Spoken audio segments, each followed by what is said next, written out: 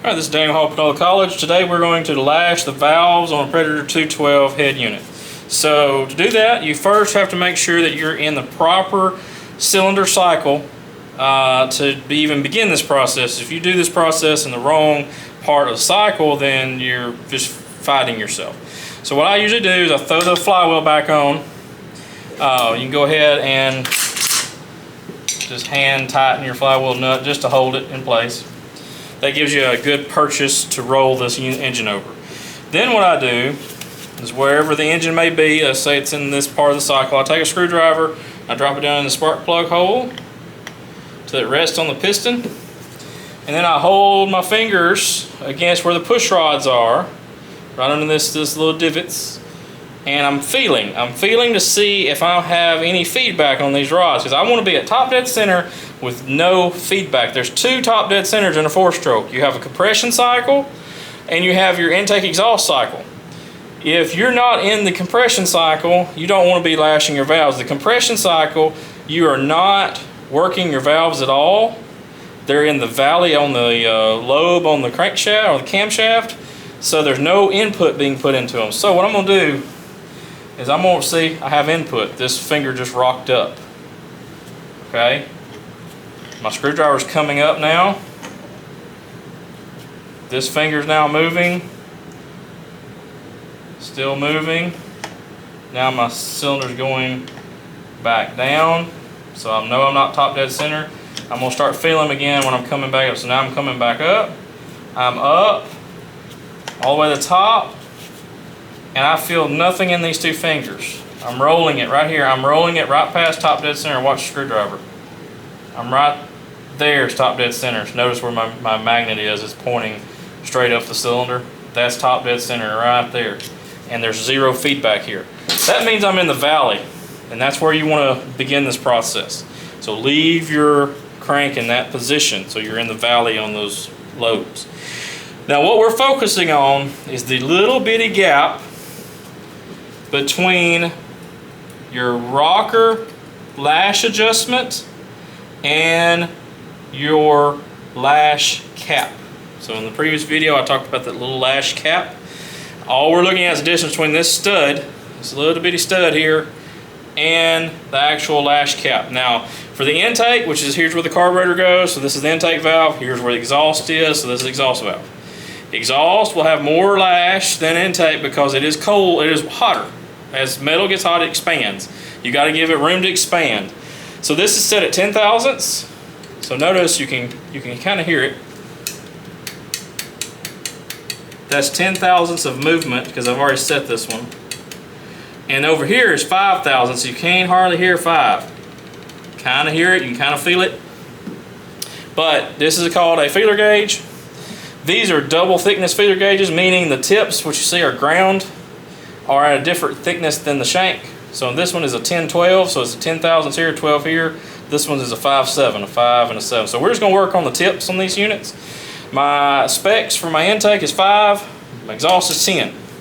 So I'm going to take my 5 thousandths here, just the first ½ inch of the tip, see if I can slide it between my lash cap and my stud. I can, but this is how you would set that. 9 mil, and I should mention there's two head styles of Predators. This is the Hemi head. You can notice it by the cast aluminum cover. We also have, if you'll pan right over here, Mr. Lucas, we have a non-Hemi head.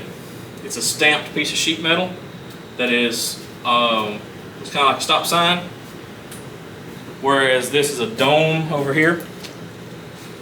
So that's your indicator of Hemi versus non-Hemi.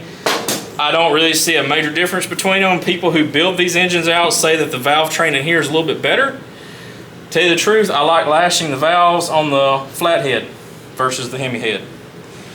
They both can be done.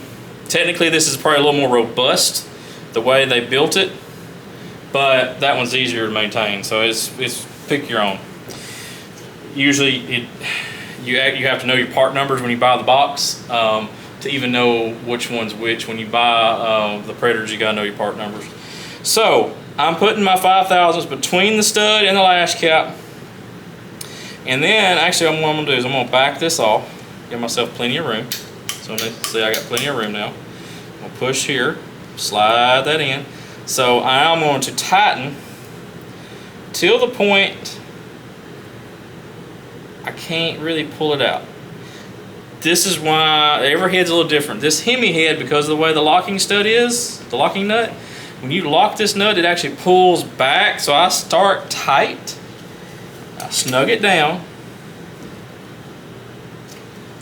and then I see if I can, see how I can now remove that.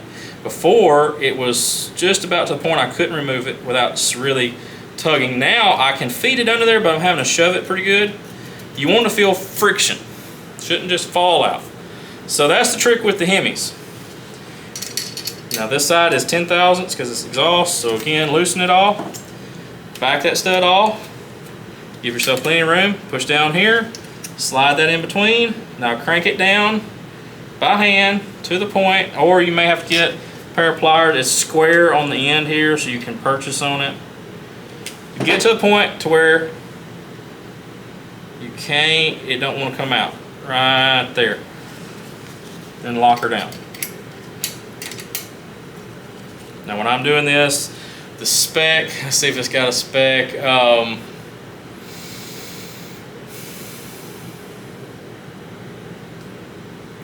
Don't know if yeah, rocker arm stud, 100 inch-pounds. This is not the rocker arm stud. This is that's on the non-Hemis. They actually have a stud here instead of a pin system. They have a stud. So I'm sure there is a spec. I'll have to find it. But again, I'm not bear dogging it. This is a 9 mil little bitty bolt. And then you should be able to pull that out without a whole lot of pressure. Should have friction going in, but it comes out without cutting a gouge or anything down it, you know. Now you have 5 thousandths. Kind of hear it. 10 thousandths. You can hear 10. You can't hardly hear 5. You can wiggle it. You can feel it's got some slack. If you're ever pulling the engine and it feels like it's really, really hard on the back end of the stroke when you're pulling the cord, people have the exhaust valve set to loose. Your exhaust valve, if it doesn't start to rock in and give you some relief, you're fighting all the pressure built up in that cylinder. So what I found is engines are a lot of students, they end up setting these too loose because they don't know how much tension to put on it. They go outside, give it a yank, and either the cord rips out of their hand, or you know, they lose their grip and the string goes flying, or feels like they're about to break their arm getting it to pull. They didn't have it tight enough. Now you can go the opposite end and have it too tight to where you have almost no compression and it won't bust off a spark. So, there's opposite extremes, but knowing how you get the right tension on this feeler gauge, again, you should be able to fit it in there, but I'm having to give it a little bit of pressure. It's not just flying in and out like a butter knife. The good thing about feeler gauges,